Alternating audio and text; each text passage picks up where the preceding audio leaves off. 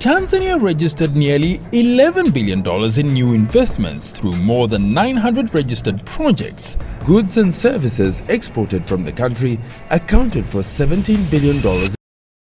What if I told you that one of the fastest growing economies in the world right now is hiding in plain sight? Not China, not India, but Tanzania. While global growth is slowing to around 2.7% worldwide, Africa is accelerating, and East Africa is leading the charge. And right at the center of that momentum is a country quietly growing at 5% to 6% every single year, with projections pushing even higher. That country is Tanzania. Most people still see it as a safari destination. But behind that image, something much bigger is happening. Ports are expanding, railways are being built, energy reserves are being unlocked, and its economy is steadily climbing towards something much more powerful. So the real question is Tanzania just growing? Or is it becoming East Africa's next superpower? To understand Tanzania's rise, you need to start with one simple idea. Geography isn't just important, it's everything.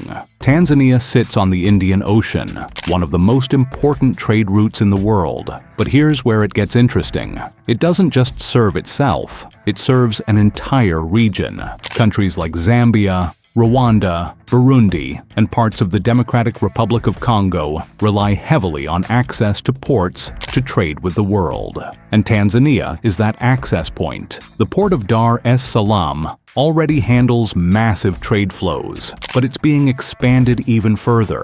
Why? Because whoever controls trade routes controls influence. And Tanzania is positioning itself as the gateway to East and Central Africa. That's not just growth, that's leverage. Now let's go a level deeper, because these numbers don't just show growth, they reveal quality of growth. Tanzania's GDP has not only been expanding in percentage terms, but also in size, crossing $75 to $80 billion in recent estimates, up significantly from just over $50 billion a decade ago. That's a major structural shift in a relatively short time. And here's what makes this even more compelling.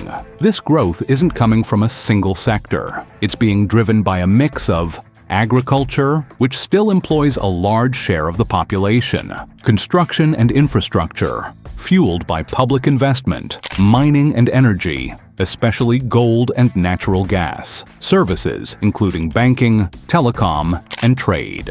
That kind of diversification matters because economies that rely on just one sector tend to be unstable. But when multiple sectors grow together, it creates resilience. Another key point: inflation has remained relatively controlled, often within the 3 to 5% range. That stability helps protect purchasing power and makes the country more attractive to investors. And speaking of investors, foreign direct investment, FDI, has been gradually increasing, signaling rising global confidence in Tanzania's long-term outlook. So when you look at the full picture, this isn't just fast growth. It's structured, broad-based, and increasingly investor-friendly growth. And that's exactly the kind of growth that builds lasting economic power. But growth doesn't happen by accident, it's built. And Tanzania is building aggressively. We're talking about massive port expansions, standard gauge railway projects connecting inland Africa to the coast, roads and logistics networks, cutting transport time dramatically.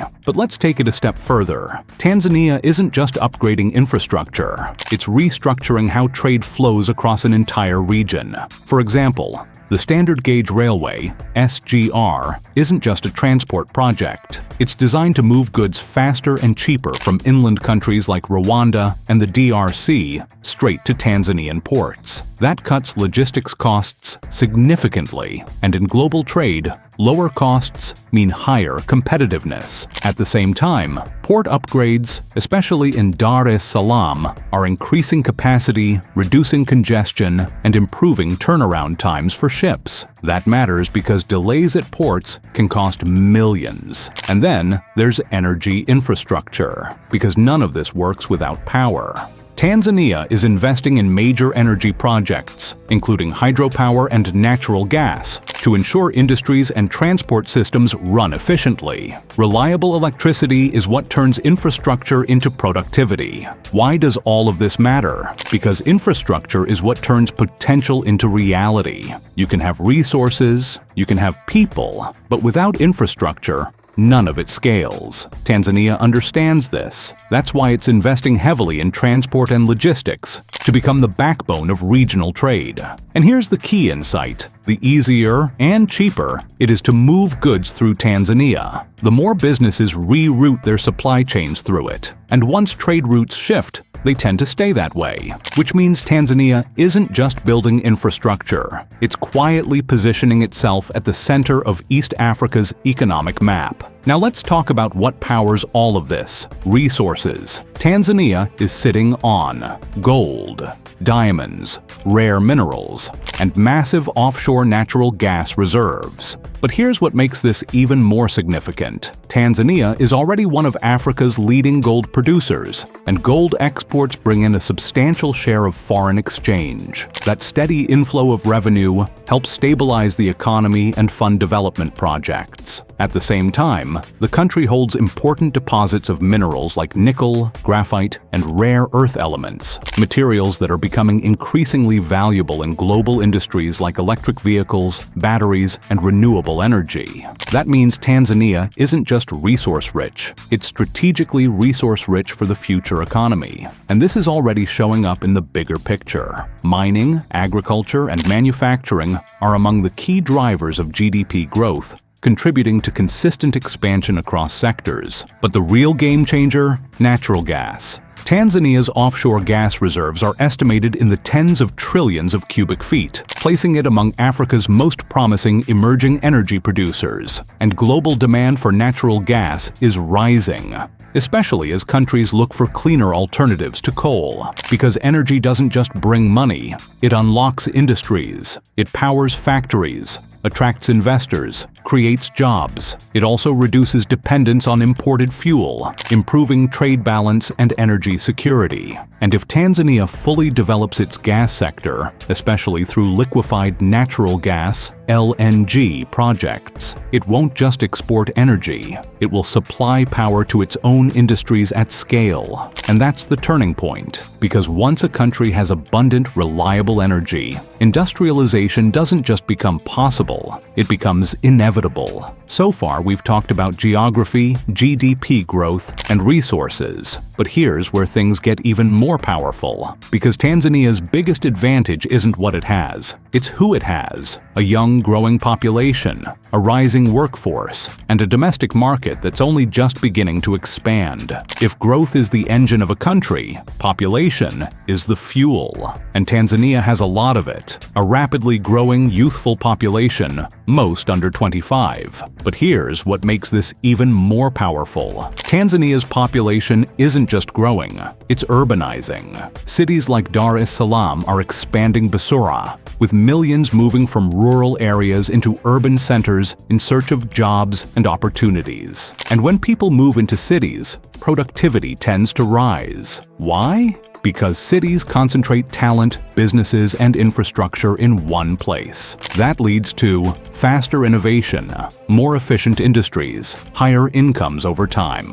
Now zoom out for a second. Africa as a whole is expected to reach a $4 trillion economy by 2030, driven by urbanization, energy, and industrial growth. That's massive, and Tanzania is right in the middle of that expansion. It's also part of a growing regional market through trade blocs like the East African Community, giving its businesses access to tens of millions of additional consumers beyond its borders. This means more workers entering the economy, more consumers spending money, more entrepreneurs building businesses, and increasingly, more digital adoption, from mobile banking to e-commerce, helping people participate in the economy faster than ever before. And that creates internal growth, not just reliance on exports. Because when a country's own population is producing and consuming at scale, growth becomes more stable and less dependent on global shocks. It's how economies become self-sustaining. And if Tanzania can align its education, job creation, and urban planning with this population surge, it won't just have fuel for growth, it will have continuous momentum for decades. For decades, many countries followed the same pattern: export raw materials, import finished goods, stay dependent. Tanzania is trying to flip that. Instead of just exporting gold or gas, it's pushing into manufacturing, processing industries, local production.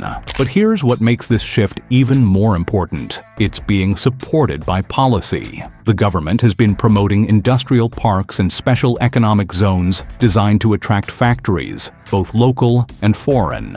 These zones offer incentives like tax breaks, improved infrastructure, and easier access to logistics, making it more attractive to produce dakhil the country rather than outside it. At the same time, Tanzania is focusing on value addition in key sectors. For example, instead of exporting raw agricultural products, there's a push to process them into finished or semi-finished goods. In mining, refining and beneficiation are becoming part of the long-term strategy. Why does this matter? Because every step added to the production chain increases value, creates jobs, and keeps more money dakhil the economy. And this shift is already visible. Growth is being driven not just by raw sectors, but by construction, manufacturing, and financial services expanding alongside them. Financial services, in particular, are playing a quiet but critical role, supporting businesses with credit, enabling digital payments, and helping small enterprises scale. That's a huge signal, because once a country starts producing,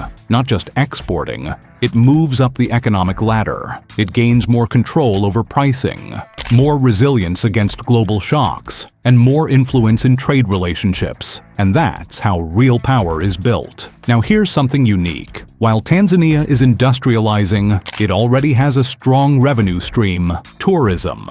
From wildlife safaris to coastal destinations, tourism continues to support foreign exchange, inflows, job creation, infrastructure growth. But here's what makes tourism even more strategic. It's one of the few sectors where Tanzania already competes at a global level.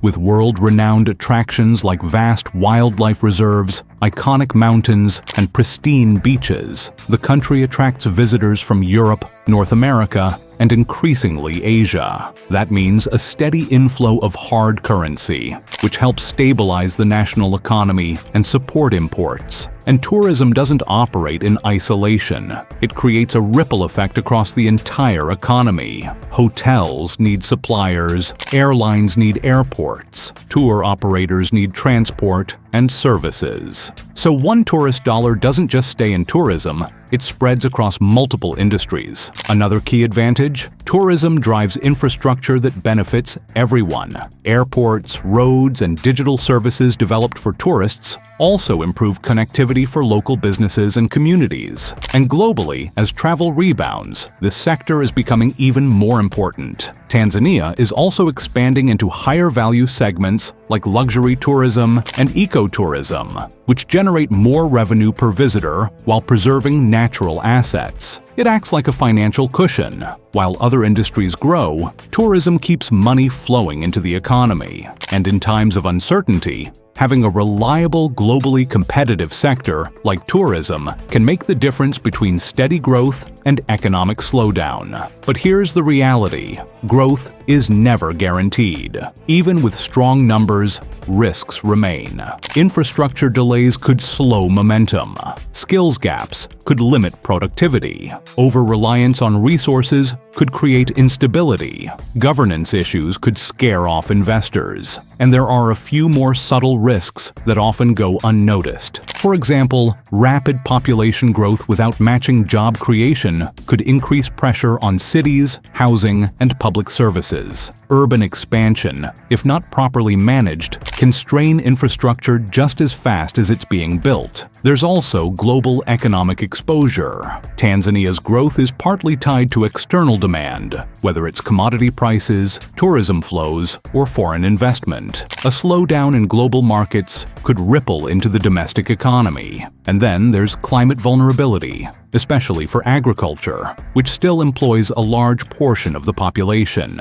Changes in rainfall patterns or extreme weather could affect food production and rural incomes. And we've seen this before, countries with massive potential that never fully deliver. So Tanzania's future isn't automatic, it's conditional. It depends on execution, consistency, and the ability to adapt as challenges emerge. Now imagine this trajectory continues. GDP growth stabilizes around 6% annually. That means the economy could double in size within about 12 years. Let that sink in. A doubling economy. But more importantly, it's not just about size, it's about structure. A larger economy with stronger infrastructure, more industries, and deeper regional integration becomes far more influential. Combined with Africa's broader rise, that positions Tanzania as a major regional power, not just growing, but actively shaping trade routes, energy supply, and industrial development across East Africa. So, is Tanzania East Africa's next superpower? Here's the honest answer. It has everything it needs. Strong GDP growth, 5 to 6% consistently, strategic geographic position, expanding infrastructure, massive natural resources, a young and growing population, and alignment with Africa's overall economic rise. That combination is rare, but success comes down to one thing: execution. If Tanzania continues on its current path, it won't just grow, it will dominate its region. So here's the real question: 10 years from now, when people talk about Africa's economic giants, will Tanzania be one of them, or will it remain a country full of untapped potential? Because right now, the foundation is being built, the numbers are rising, and the world is starting to pay attention.